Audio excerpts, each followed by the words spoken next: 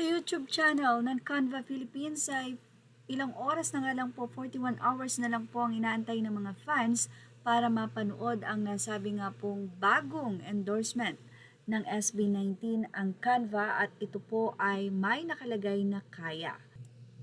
Kaya by Canva. So ito po ba ang magiging name ng SB19 sa Canva?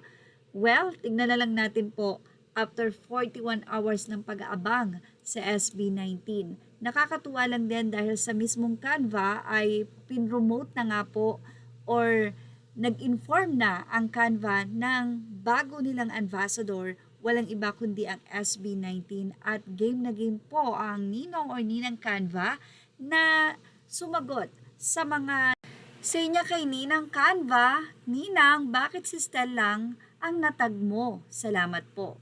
Sumagot naman agad-agad itong si Ninang Canva at sinabi niyang, Uy, Joy Octavio, nakatag silang lahat dito. Tulog pa ata sila pati si OPP except si Stel. Kasi favorite niya kami. Hayaan nating magpahinga ang mga amo nyo. Nakakatuwa rin ang naging convo ng fan at ni Ninang Canva. Say ni Joy Octavio tuloy kay Ninang Canva, hindi mawawala ng energy ang Bebostel namin eh. Naka full charge po siya, Ninang. Matagal yan malulobat kaya palaging gising. Say pa ng isa, OMG, nagtatagalog ka pala, Ninang. Say pa ng ilang fans, welcome sa fandom Ninang Canva at sumagot naman ulit si Ninang Canva. Welcome rin sa Canva, Babylin. Hope you'll have a magical time designing with us. Narito po kasi ang naging komento ng isang fan.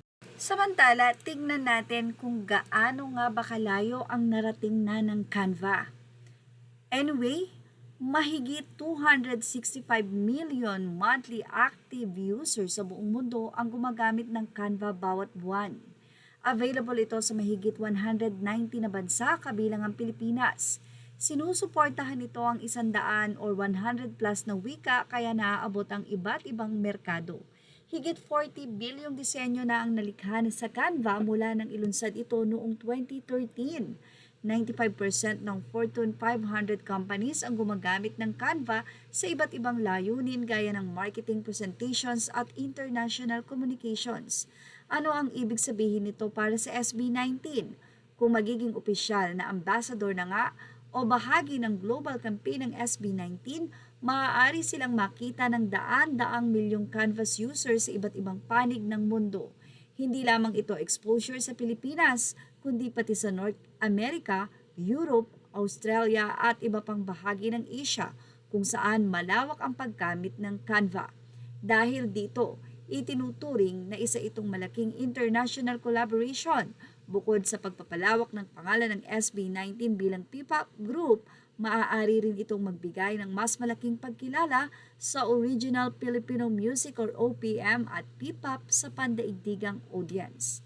At hindi lang yan, tila ang SB19 ang kauna-unahang celebrities na kinuha ng Canva para i-promote sila. Kung tutuusin, sikat na po ang Canva.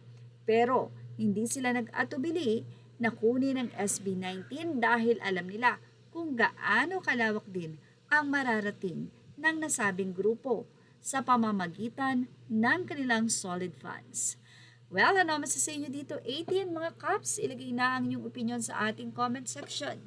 Images are all credit to the rightful owners. Thank you for watching Showbiz Now.